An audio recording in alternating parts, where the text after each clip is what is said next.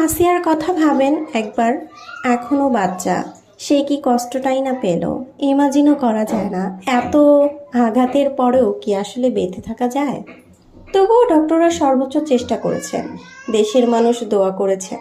আসিয়া ফিরল না, তার সেই দুলাভাইয়ের বাপ সবাই আছে, নেই শুধু আসিয়া। আমি শুধু চাই এইসব মানুষ জীবিত থেকে জাহান্নামের শাস্তি ভোগ করুক।